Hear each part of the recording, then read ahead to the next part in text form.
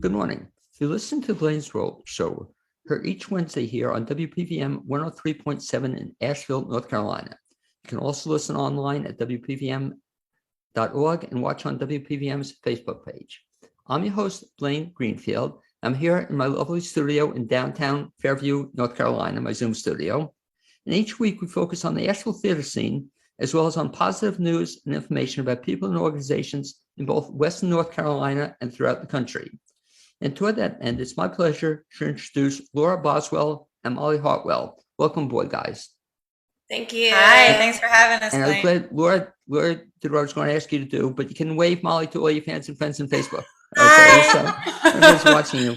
Hi, everyone. Laura's been on before, so I don't know if you've been on before, but I should mention that Molly and Laura met at one of Laura's shows in early 2019 and have been singing together ever since.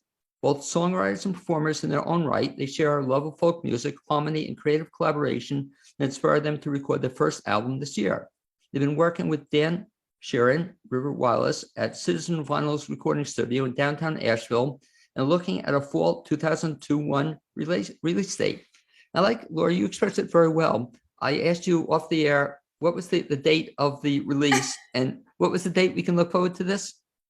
In a couple months, definitely. I said, okay. I think I said definitely a few months. Okay. Yeah. We don't have a definitive, it's still a work in progress. It's definitely not definitive. Okay. And it's definitely not tomorrow, is that correct? No. Okay. Definitely not tomorrow. Well, the question I ask when I have a guest on the first time, I've spoken to Laura before, but I'll start off with you, Molly, that you've been performing, I assume, a couple of years, is that correct? I've been performing actually probably, close to 35 years, probably. Okay, close to 35 years. Yeah. Now, here's the question to put you on the spot. Do you remember your first performance? I do. It was a theater performance. Yeah. What was that? I grew up in the Santa Cruz Mountains, and our little mountain town where I grew up, Ben Lomond, had a community theater. It's called Mountain Community Theater, and we did plays there just from the time I was 5 years old was the first play I did. And do you remember the play?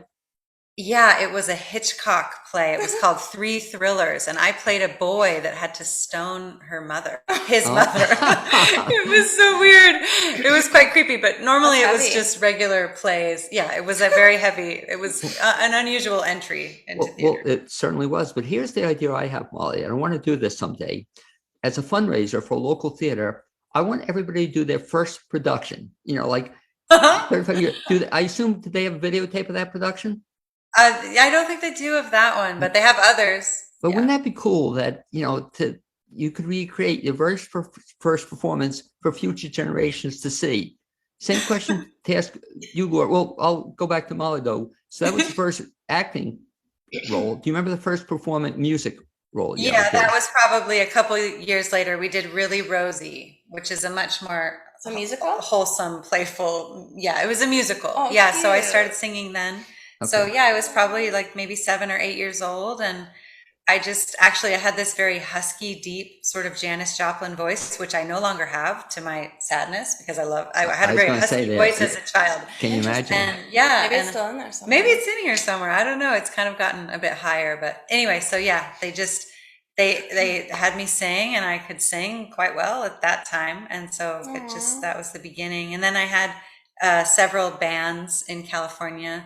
A cappella quartet and Sirens, called Sirens, a cappella quartet called Sirens. And I also sang with my dear friends Mom Muse. We did an album together, and I did music as well in Indonesia, where I lived part-time. I had 2 bands that I worked with there. So when did you come to Asheville? I've been here for 2 years now. But I've probably been here closer to 3 years all told, because I came for a trip before I moved here that was really long. And yeah, so getting on close to 2.5 years. And we'll turn to Laura for the same question, then we'll update it with respect to Molly. But you started singing when? So singing, I started after I started playing guitar. I don't really have firm memories of singing when I was a child. Like, my first instrument was piano, and I took lessons, and we'd do recitals, and I was pretty much studying classical piano. So I remember performing from a young age, but it was at was for solo piano, basically. And I didn't really start singing that much until I guess I started singing in fourth grade. Because my friend group, we were really into the Dixie Chicks, and we sang a lot. And we'd like make up skits and like choreographed dances to Dixie Chicks songs, and started to try to learn how to harmonize. And then I started playing guitar in fifth grade when I was like 10 or 11. And then once I realized I could play, my favorite songs that I was listening to on the radio, I was just like hooked and just learning. And I started singing a lot then. Now, the same thing too. Do you remember your first, we'll say, paid performance where you actually got paid to sing? A paid performance? Yeah. Oh, I don't, well, it might have been in college. Yeah, it might have been in college, and it might have been a classical guitar performance. Like I did some like private house concerts doing classical guitar. I don't know if I did paid gigs, and I did like tipped gigs probably in high school. Because I'm looking in the background. I don't see a framed, first dollar bill or $10 bill or something. I thought you would save it forever. Oh yeah, we're in my house, so I don't see it in your house either. But do you have that, Blaine? Okay. But what's really cool is, so then you were doing your thing, and I had you on the show a couple of years ago. It was a lot of fun. And then all of a sudden, Molly comes into the picture. That what, you were at a concert and she saw you perform? Yeah, I was playing at Ginger's Revenge for International Women's Day Female Songwriter Showcase. So there were several different acts throughout the afternoon and evening. And Molly and her mom chose to come see me. They looked up what was going on because it was her mom, Cece's birthday. And so they came out, and I was like planning to go and talk to you afterwards because they were like the most attentive, amazing audience members ever. Because it can be kind of noisy playing at a brewery, but they were just zoned in, and I was like, wow. The only thing missing on tonight's show, though, as we're taping this, is that I don't see Molly, your mom. I thought she's right outside. Well, she can be part of the group. It'll be Laura. She might be horrified if we call her in. Can you imagine Laura, Molly, and mom? We can have this 3-person group. She actually does often play shaker with us. Does she really? Yeah, because we normally do rehearse here at my house. We have a nice porch that we often do our music on. That's where we do our live streams from and our Facebook videos. And my mom plays the shaker. It's great. She got really good rhythm, actually. She's a dancer. So eventually we'll meet her. So talk a little bit about the fact that, so you've been together a couple of years then, and then somewhere along the line you had the idea to come up with do an album. Is that correct? Yeah, I mean, we started singing together. Because I think when we met, you told me that you were a singer too, songwriter, and I was like, oh, well, we should get together and do that. And so we met up, and it was very easy to collaborate musically. But then once once everything went on lockdown and COVID happened, we started meeting a lot more because we realized that we could safely do that on the porch, and it became really important for us. We were singing like 3 times a week. And so it was like a lifesaver for us through COVID. Totally. Yeah. And I feel like it was so touch and go. It's like one day at a time. Nobody knew what was going to happen. So we weren't thinking about recording probably until like maybe the fall or even winter. I mean, it was just for us. It was for our own pleasure and regulation. And then I wanted to like record it and post it and share it. And then we got nice positive responses from that. And I can't pinpoint an exact moment where we were like, yeah, we're going to do an album. But I think we had talked about how it would be cool to do in the future. And then I think I just sent out a feeler email to Dan Sheeran, who I recorded my EP with last year, right before COVID, just to see, his availability and if that was even an option. And that kind of just got the ball rolling. So I think it was maybe the winter. Yeah. It was pretty quick. No, so you guys were really lucky though, because another performer, I won't mention her name, but she was doing some outside gigs, or actually doing, sort of house concerts outside her home. and neighbors were complaining. I couldn't believe it. So that That's awful. and Wow. it wasn't electric. It was really kind of acoustic stuff, and Wow. people got upset listening to them. Dang. Well, That's that's the too bad. opposite. That's the opposite. Yeah, here our neighbors just absolutely loved it, and they come by and they listen. And Yeah, you'd think it would be, people would see that as a really nice Right. resource, and you're not able to go to concerts and then you have live music. That's sad. Exactly. Not only that, they even called the cops on them one time. So, go figure. Oh. But talk about then the music you're playing. So you started playing together, then we had the lockdown, and then the stuff you're working on now, it's going to be in the album, is all original music. It's actually mostly covers, and we have 2 original songs.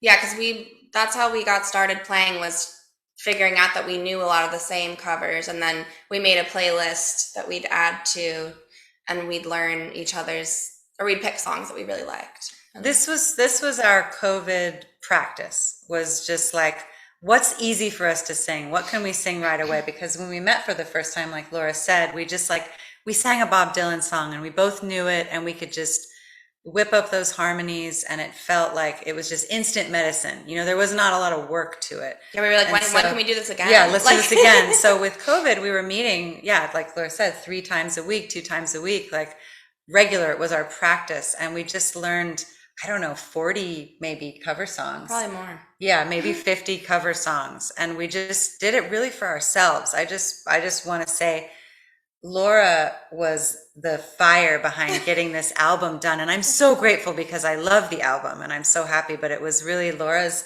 inspiration to get it done. And I'm really thankful, because I thought, we're singing cover songs for ourselves. But then when Laura started to put them online, and I'm a little more hesitant about putting things online. It's just my nature. I'm getting a little better at it, but I'm practicing that too. She's years, pushing. I'm just like, put it all out there. She's doing it, but she's my teacher, so she's gotten through that, and so people were responding and really loving what we were doing. And Molly's people really came out of the woodwork, because Molly hasn't put out music in a bit, right? So people were just like going nuts. Yeah, like, we need more of this. Yeah. And so I think I saw that. I was like, wow, I think that we could probably crowdfund an album. Yeah. Oh, we were like, let's do an album called Quarantine Covers or something like that. Or I was like, how about COVID covers? And she's like, no, how about Quarantine Covers? And which is not what the album is called in the end. But really, that was sort of that's how it was born. What is the album called? Do you have a title yet? I think it's just going to be self-titled. So WellSpring is our what we're going by. One word, capital W, capital S. So I think we're just going to be self-titled. WellSpring. Okay. Source of continual supply. Yeah. Yeah, and we like that name because I'm Molly Hartwell and Laura Boswell. So the well is there. So that's where that came from. Yeah, we found that kind of early on, before we were even thinking about doing any sort of performing or What you said, Molly, was so on target, and I think I may even mention this to Laura one other time, but it's so true that people have to kind of promote their own selves and talk it up and get the word out. And I use an expression, it's a quote from a guy by the name of Ken Blanchard. And he said, if you don't toot your own horn, somebody else will use it as a spittoon, And so if you're not talking up your own stuff and telling people about it, nobody else is going to. So I think that's really cool that, you said you're getting out there, you're realizing that people have to see you and hear you and do this. And so the way you did this one and the upcoming one, so you mentioned you crowdfunded it, or you went out to the public. What did that entail, Laura? What was the idea behind that? Well, we made a video, just talking about basically everything that we're sharing with you now about how we met and, how much or how important this has been for us. And we just kind of had to figure out, all of the details of how much time it would take, how much money it would take. I've worked with Dan before, so that felt really comfortable. We were definitely navigating scheduling because he's working out of Citizen Vinyl since COVID. He also has a home recording studio. But yeah, and then just a lot of posting on social media. Yeah, leaning into that. Yep. Yeah. How many people, aside from you two, are involved in this then? So are there other artists on the CD? Yeah, there are. We are so excited. Yeah. How We many have others? a cello player, Emily Honeycutt, who's local. I have a friend who is potentially going to add some viola. And we brought in 2 different drummers. And yeah, and then I have a good friend who's adding pedal steel. So we have some people who are recording remotely and sending us tracks that we're adding to it. So yeah, it's fun. It's fun. Yeah. To piece it together with people that we love, and yeah, they're adding a lot to the album. It's beautiful. And Dan is a multi-instrumentalist, so he's adding all sorts of cool. Now, I have an idea I'll just throw out to you, but I assume when the release date comes, we're going to have an official opening of some sort, or we'll be at a local place playing the release date. Yeah, definitely. Yeah, we'd like to have a release show. Okay, because I'm just thinking out loud, and Laura, get back to me on this. But you can have the release show, which I want you to do. But maybe we could also do concurrently or before or after a release on this show. You know, we could have the show, and let's talk about that, because it might be a way to also get the word out. And since we're talking about this upcoming CD, I'll put you on the spot a little bit. Could I ask you maybe just do a song or a part of a song that's in it? If you have something, sure. You have something in mind? No problem. We do have something in mind. And it's probably something that you've heard before. Yeah, you'll probably recognize it. So we'll just start.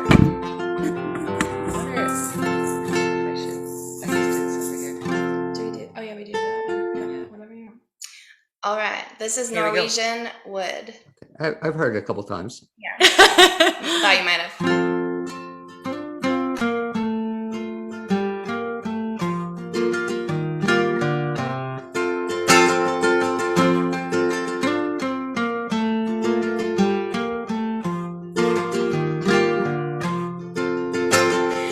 I once had a girl, or should I say, she once had me. She showed me her room. Isn't it good? Norwegian wood.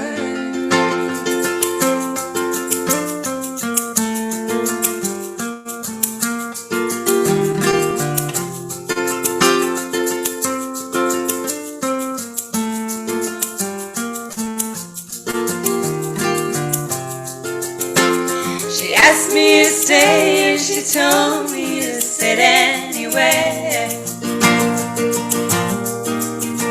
So I looked around and I noticed there wasn't a chair. I sat on a rug, biding my time, drinking her wine. We talked until 2, and then she said, it's time for bed.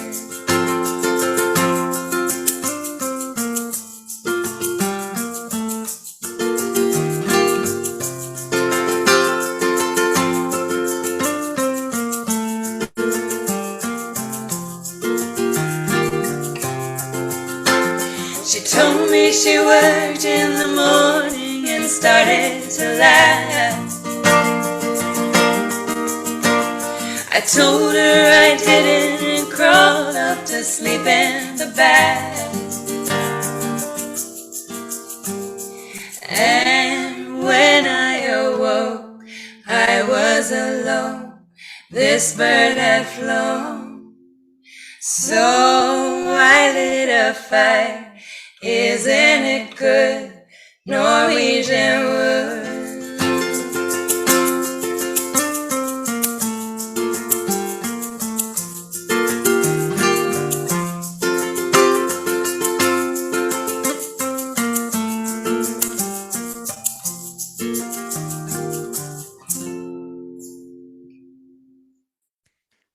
Very nice. Thank you. There's one good thing about that song. Can I share it with you? Sure. The one good thing. The one of many good things about the song. But the one of many good things about the song is that fortunately I was able to mute myself, because I'm singing along here. I don't think you want me to. I don't think you want me to sing along with your. Well, it might have been nice to have some backup vocals. Yeah. Well, I think I might need to borrow your capo for something's up with my something's up with capo. your It's making capo? my guitar buzz and Oh, darn yeah. it. Okay, we gonna do that now, or? Yeah. Well, Yeah. No. I don't know what that is. Oh, I think I have one right behind. Cool. As Molly's getting whatever she's getting, let me ask you a question. I always wonder when I have performers on, what about people singing along? Does that bother you? People singing along, like at a concert? Yeah. I think that's lovely. I mean, usually at a concert, you're all mic'd up. So Right. I think that's really Yeah. amazing and sweet if people sing. I mean, I think it'd be one thing if people are belting.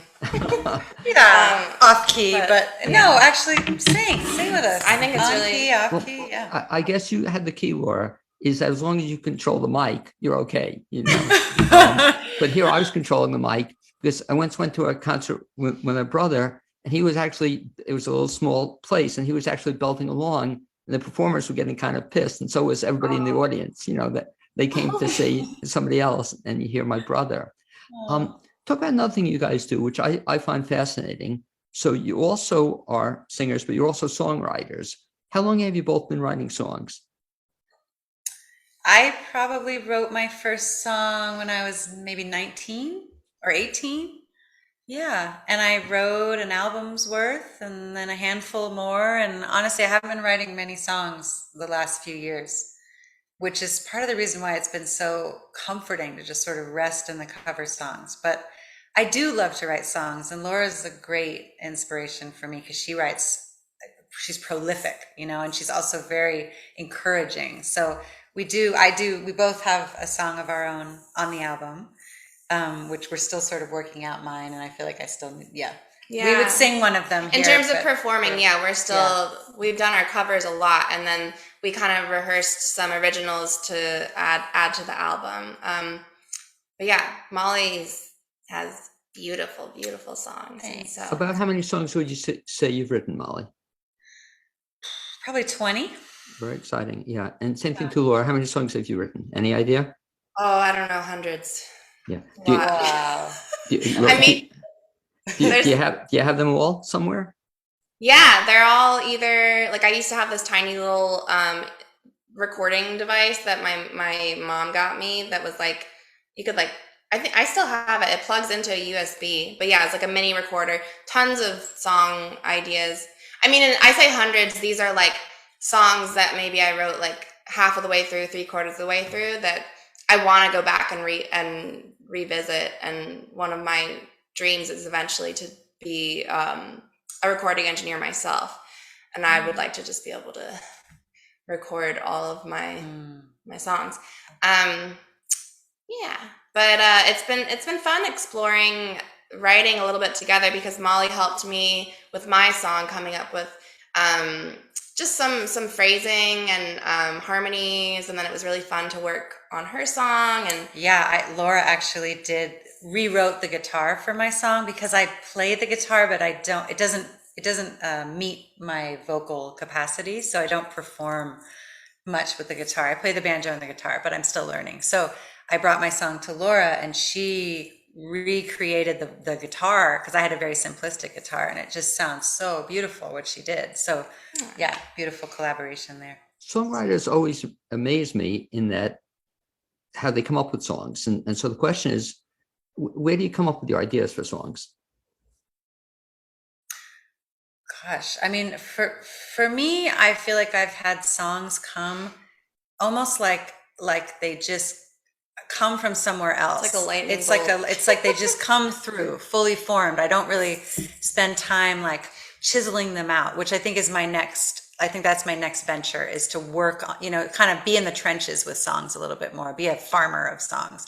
Because in my life, it's been more like I just almost, maybe I'm driving or I'm plucking a little at the guitar and I just hear the whole song and it just sort of comes through, and maybe I have to work out parts of it for sure, but it flows through. So yeah, I feel like that's how it's been mostly for me. And I look forward to crafting songs more. I feel like it takes work, to really get in there and make a song right. And yeah, so that's my process, has been like that. What about you?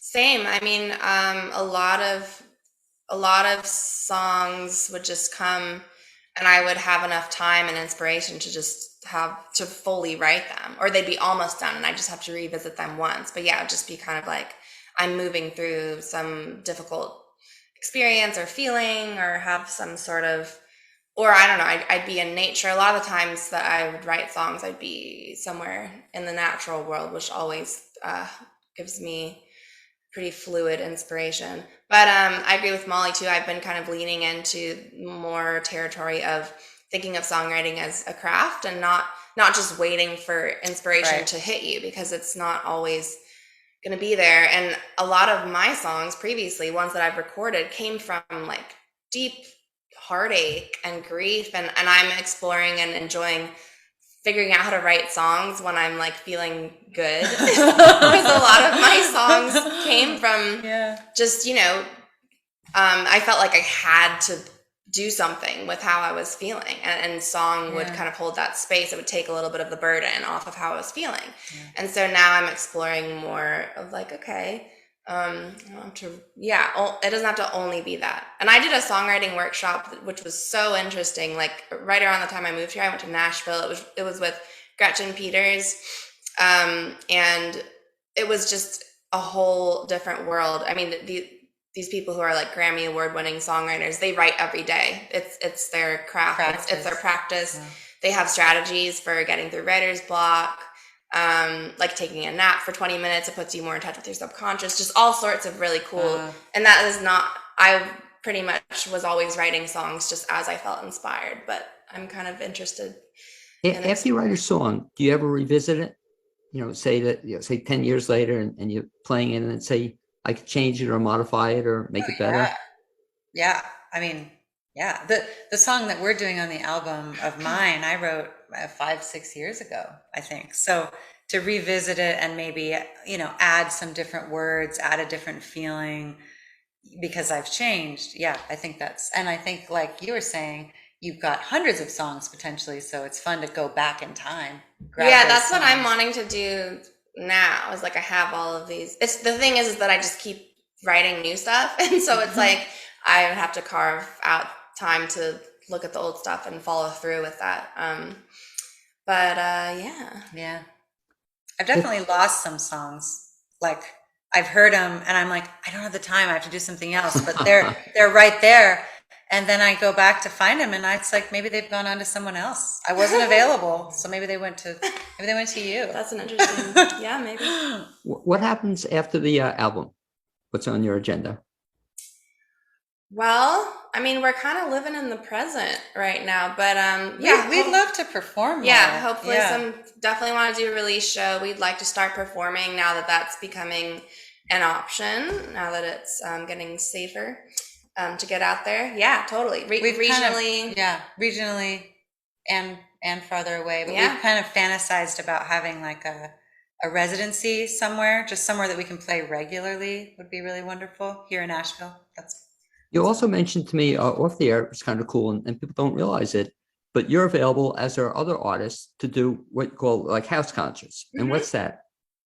Yeah, just private events. I mean, we could do, one of our offerings for our album was if people were part of contributing, we would learn cover songs that they suggested. So we could do the same thing for house concerts. If people, we could come and play our own music, or if people have certain songs in mind. Yeah. Mm-hmm. Or also, we'd love to do weddings. That's something we've thought about. Okay. Definitely. Well, let me ask you, Molly and Laura, folks want to get in touch with you. What's the best bet or to follow you? I feel like you've got the down low. So we are on Instagram. It's at WellSpring Duo on Instagram, and that you can find me if you go to my Instagram account, Laura Boswell. The link is in there, and also if you go to my website, there is a link to our music on my website. So that's Okay. Laura Boswell. Share the Instagram. LauraBoswell.com. I just did. Oh, you did? Yeah. LauraBoswell.com. Well, I'd like to thank LauraBoswell.com. Okay. Well, anyway, I'd like to thank you both for being my guests this first half hour on the Blaine's World show.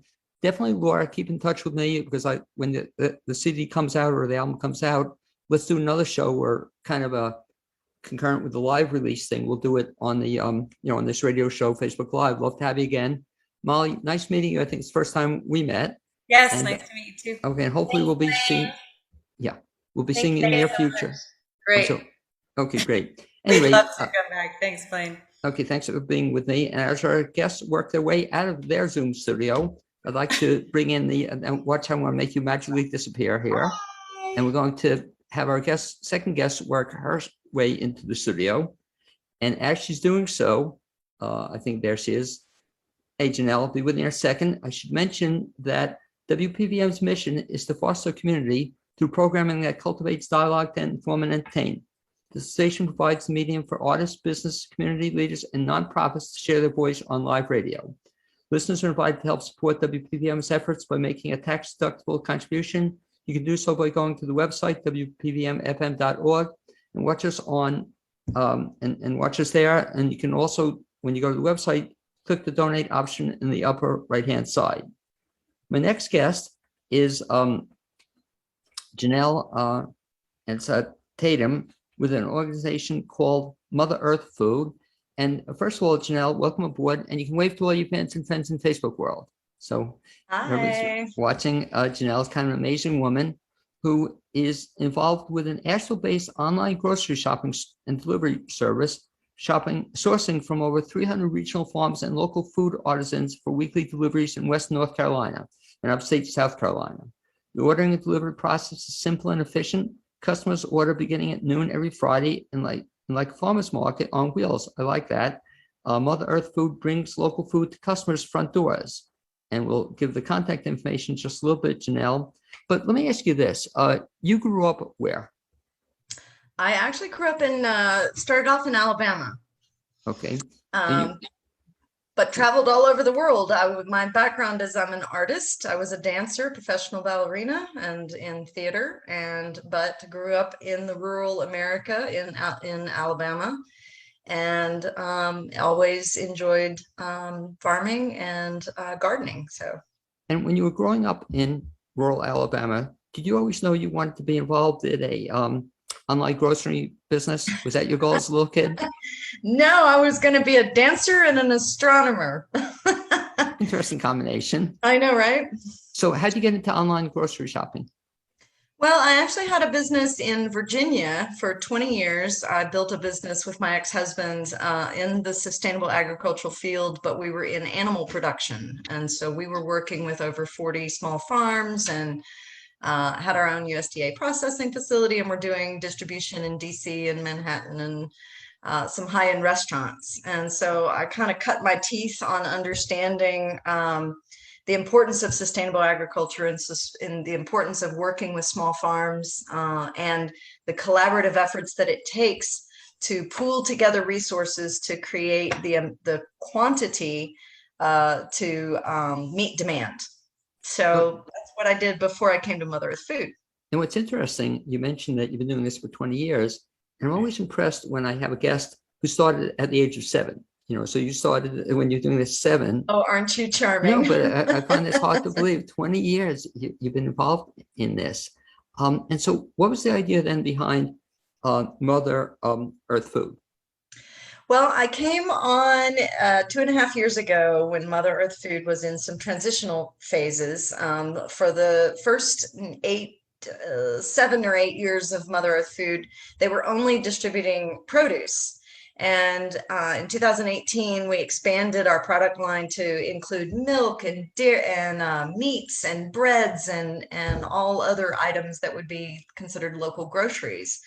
And when they asked me to come on board, it was, to utilize some of my business experience in how to get people to work together and have good business sense to build something that is sustainable as a business, mirroring sustainability that is needed in our environmental practices. So it just was kind of right up my alley. It was an opportunity to be able to utilize, again, that past 20 years experience and put it to good use here in Asheville. So now, Mother Earth Food, the concept, is this unique to Asheville or is it throughout the country?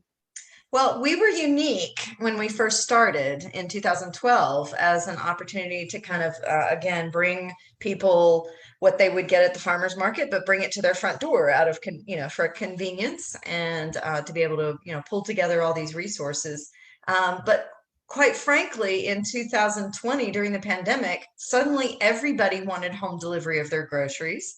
And so it was an amazing year of seeing suddenly the demand come forward of people saying, hey, maybe this is a good thing to get our groceries delivered.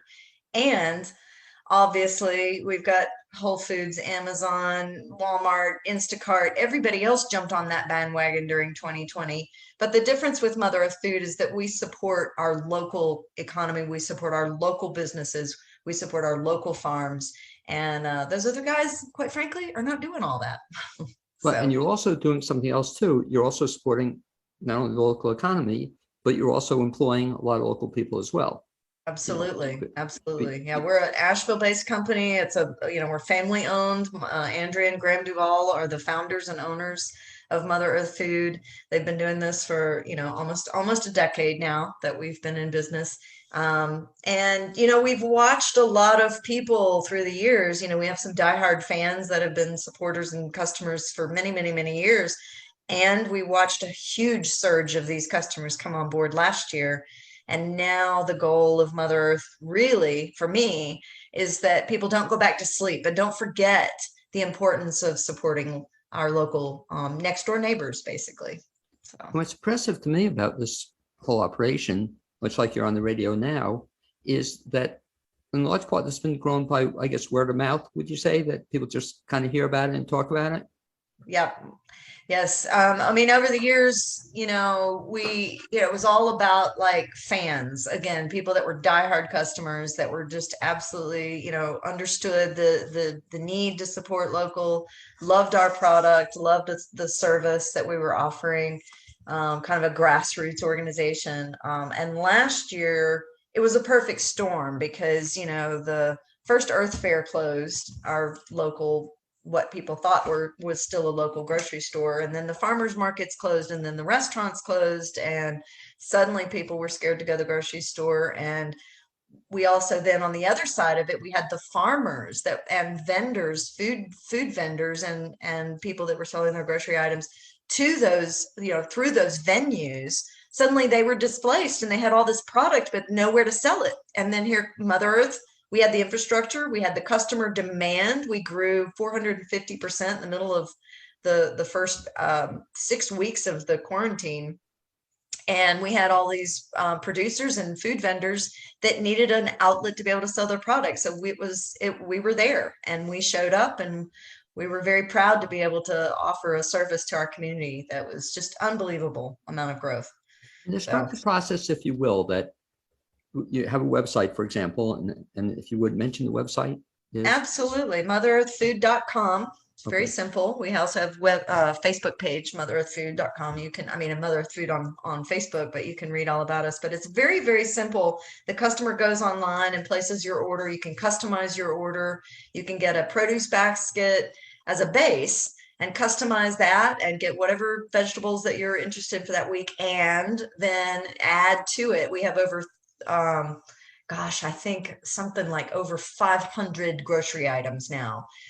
We work with local spice companies, honey, we have coffee, we have teas, we have, all your condiments. We've got local mustard, local granola. We've got, it's just incredible how to eke out of our community what really is a full grocery list. So the customer finishes placing their order, and then we make our phone calls to our vendors and get the supply in to the warehouse. We put the orders together, we pick and pack each customer's order, and then we put it in a van and we ship it and bring it to your front door with our drivers that are our local drivers. Again, like you mentioned, being able to employ our local people too, So the nice thing about it, I guess, from the warehouse standpoint, is you don't have to store all the stuff there. You just store it as it becomes fresh or as it becomes needed. Is that what happens? It's every week. So our process with the produce alone starts back in January. We crop planned with all of our farmers And we said, hey, we grew so much last year, go and grow us, enough to supply 1,000 customers a week, right? And so these farmers started in January and they grew this product, and in anticipation of being able to sell this product through us to those customers. And it's been a really interesting process. We're calling it the COVID correction, because I think I know, right? As the quarantine is lifted, as the mandates are lifted, and people can get out and about, and vaccines are happening. People can get out and about, and I think people are just hungry to meet people face to face. But the real issue at hand is that some people are literally just going back to their old habits and shopping at places that don't support local. So I want to encourage people to really remember how important it is that we band together. We did a phenomenal job last year keeping ourselves in business. Mother Earth is a combination of over 300 small farms and local food vendors. So when you buy from Mother Earth, you're not buying from just one company. We support all of those people in our community that are our vendors. And so when our customers make choices to buy from us or not buy from us, there's a ripple effect. And that's what I hope that people don't go back to sleep, as I call it, and really remember the impact of supporting your local businesses and buying local, because it matters. It really does. Let's not put the dollars into the corporate America. We need to bring it back into our hometown. What's very nice too was the figure you told me off the air with respect to how many people actually employ as well. So that not only are you supplying all the local farmers, but you're also supplying people who work for you. And typically you have how many people working for Mother Earth? Well, let's put it in perspective to where we were.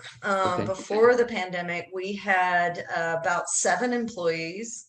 And we had about 6 routes of our vans that would go out and bring customers delivery to their front door. And during the pandemic, we grew to 43 employees. We grew to 22 routes. And again, we expanded from, I probably had maybe 180 vendors before the pandemic. And that was just, intermittent numbers and people.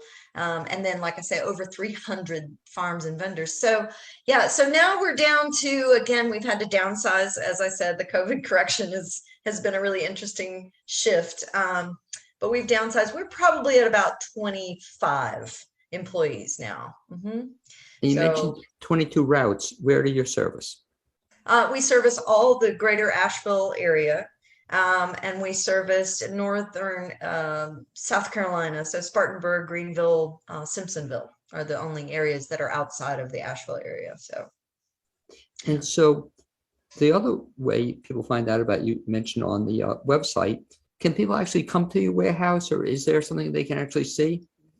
No, at this point, we are a place of meeting in the middle. So that our vendors bring us the product, and then we, like I say, put the orders together, and then it goes out from the warehouse to the customer's front door. I have dreams, of course. I'd love to have a little, awesome a place, a destination spot, that's got a little grocery store, or got a little cafe, or got a little, fun event place. But right now, the most important thing is to get through what's new in the world of groceries now, because where we were 2 years ago is very different than where we were a year ago, and is very different also now. There are no indicators of what people's buying and shopping habits are going to be after all of this is said and done. So yeah, it's fascinating. What will be fascinating also is to see, as you said, the COVID correction, how many people stay with you. Is as I'm listening to you, I'm saying to myself, this is a good idea, and I'm saying also, much like I love doing my radio show now online and, through Facebook Live, I love not having to go into the studio, So what convenience if you want to get fresh stuff and not have to even pick it out yourself. The farmers, what happens? The farmers pick out the stuff that they sell you? Well, we menu plan Right. again and back in January. So, it's kind of our top sellers, what we know, our customers want on a weekly basis, whether it's lettuce or kale or cucumbers or carrots, and then yeah, the farmers grow. And then there's always fun, unique items that the farmers are growing that, you may not be able to find anywhere else, some heirloom varieties and things like that. The most important thing that I think people, when they become a customer, they get to understand seasonality, truly seasonality. I mean, we supply from what is grown in season in our region. So we have what's grown here in the Western North Carolina region. And then we have what is grown in our region when it comes to, within a 200-mile radius, let's say. So in the middle of winter, you don't have much growing here in the mountains, but we source as close to home as possible. So we're still supporting our small farms, but those small farms can extend all the way over into Eastern North Carolina, into Northern Georgia, sometimes from Virginia, but we tend to shift things a little bit, just slightly, so that we can still get those products in January that people would expect some of those products, but we're not going to be trying to supply, raspberries in the middle of January. We want raspberries when they're in season. We want strawberries when they're in season. I'm a big believer in that. I don't even bother buying a tomato if it's not during the middle of the summer. Well, you because raise it a good tastes point, better. because I'm getting hungry as I'm hearing about this, in Nice. terms of talking about fruits. And the beauty of what I'm hearing you say too, is it's not only, well, local, but it's all natural. It's not all sorts of Absolutely. processed, No. stuff. And I guess you have to get used to it, but it's kind of something that once you do, you're going to become a fan, I imagine, for the rest of your life. It's I mean, honestly, eating a tomato in the middle of July I was going to say, is a totally different experience than eating a tomato, even if it's grown in a greenhouse or, somewhere from Georgia or Northern Florida. There still might be good, but there's something about picking it as close to home as possible and getting it in your mouth in the season that it's meant to be in your region. So it's really fascinating how far away we've gotten as a society to our food. And I want to touch on the agricultural practices also. So you mentioned, it's not just good food, it's not just local food, it's not just we have product criteria that our farmers have to meet. And so when we talk about, we support, I would say 70% of our farmers are organic. If they are not certified organic, they have to at least maintain organic practices. Now, I don't know if you know, but certification to be certified organic is a costly endeavor. sure. And sometimes small farms can't afford that. But they have to be doing practices that are good for the environment, that are good for Mother Earth. We are Mother Earth food. So of course we want to support the farmers that are doing good things for long-term sustainability of our planet. And so, it's kind of a win-win thing. You get the opportunity to shop for your groceries. You get to support a local business that supports 300 other small farms and businesses. And you get to have a really beautiful feel-good piece that at the end of the day, you're doing something amazing for our planet that is about, something that we use the word sustainable, but let's talk about sustainability of our planet so that we've got something to look forward to in the future. And you mentioned, for example, that farmers do certain things that are good for the good for the earth, good for, again, Mother Earth. Give me an example of something that they might do that makes it a little bit different. Well, a lot of times, I mean, when you look at responsible farming, as I would call it, responsible regenerative farming means that you're enhancing the soil, you're adding compost, you're adding things to it. You're not just planting a crop year after year and wondering why that crop is not growing. And then you got to add all these synthetic fertilizers and things to it to try and get it to grow. Instead, if you nourish the soil that the plant is grown in, then the soil will give back to the plant and the plant can produce more that is more nutrient dense. that it's just a win-win thing. That's sustainability, is when your soil year after year is a thriving, living, breathing thing. And too often people just, again, look at it as a commodity, and they just plant and plant and plant, and then have to subsidize that, soil to try and get it to do what they want it to do, instead of a win-win thing. Let's have a relationship with our soil first. Yeah. You're going to get me on a soapbox here, so just tell me when. Well, no, that's why we have it on the show. How many, you mentioned before, how many farmers do you support, ballpark? We have over 220 small farms that we work with. And then the rest of the 80 that comprise the 300 total that we work with are people that make, like I said, the mustards and granola and dairy and meat products, and again, sustainable practices and humane practices in how the animals are raised. Your milk products are going to be grass-fed. Cows that are producing the milk, and cheese. We have cheese, we have butter, we have yogurts, we have so those are all what I call value added or non-produce vendors that are going to be our other vendors that make up all the other groceries that a person would get if you go to the grocery store. Do you welcome vendors to come on board? We always welcome vendors to come on board. We're always seeking out people that have something that has a good story, has some really cool means of being able to support something, whether it's women owned or minority owned, or whether they're doing something, giving back to the community or giving back to the environment, or, we have a company called Fermenti. That's a great little local company that they do fermented things like sauerkraut, right? And pickled beets and things that are just amazing, and they're local, and they grow a large portion of what they use in their fermenting. And they're doing something that is, to me, what we need anyway in our bellies and for our bodies. It's good for everybody, and they're doing something that we need to support in our community. So, if a vendor wants to come on board, what do they do?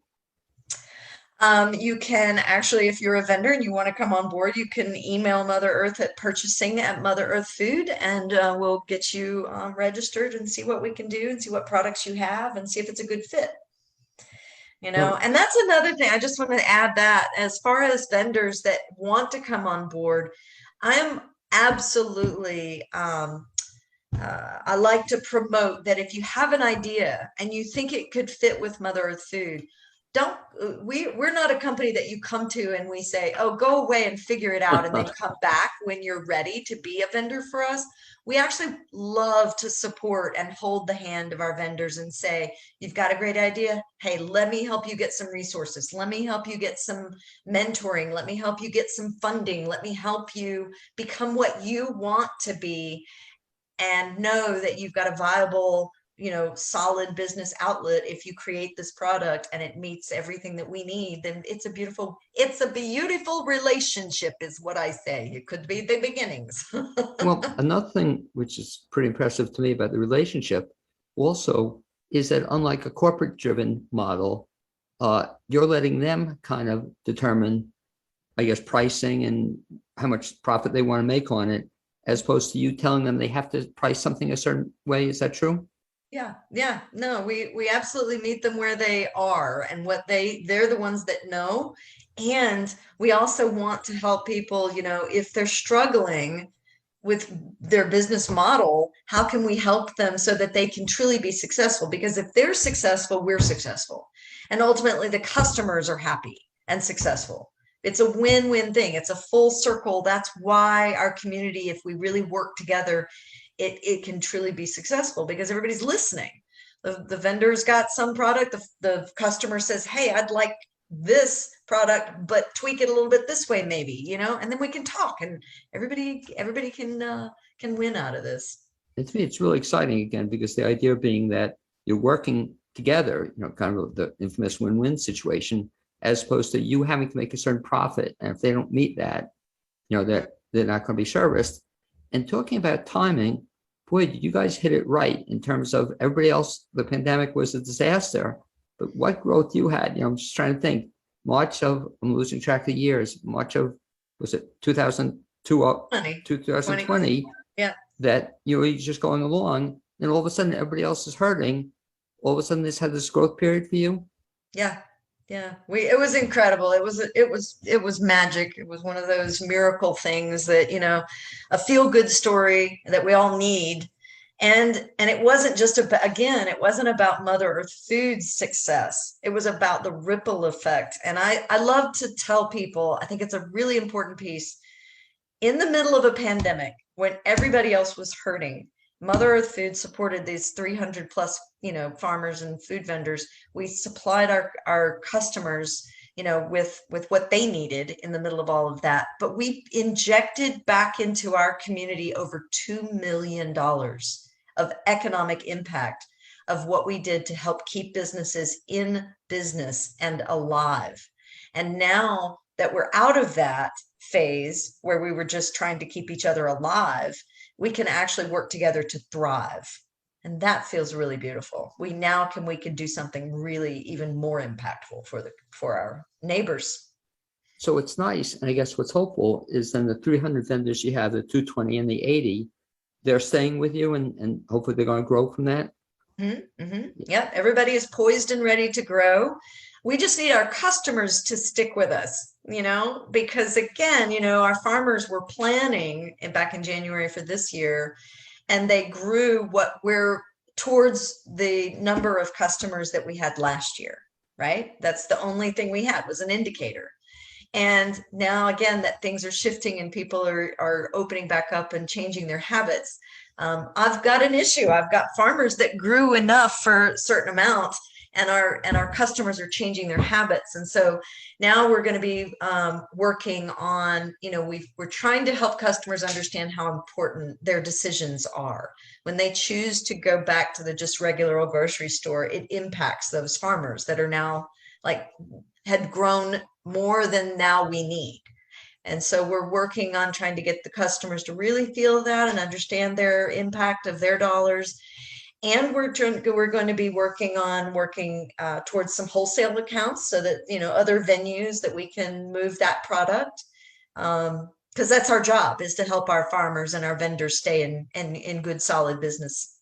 So we want to try and move that. But our customers, I really want customers to really take a deep breath and understand, please support, your local businesses, support local farms. It matters, that it really does matter. We don't need it, like I say, any more people supporting corporate America. We need to support our local community. I'm thinking out loud with you, Janelle. Next time we have you on the show, we'll also bring in maybe a couple of local farmers, and have them. I would love that. Because I'm just hearing it's such a great story, and it's such a story that can be told. You're doing a great job on it, but to actually hear people who are affected by it, impacted by it. Now let's talk a little bit about that in terms of your customers. So some of them have been with you, I guess, the full 10 years. Started 10 years ago. What do they say about doing business with whole Mother Earth Food?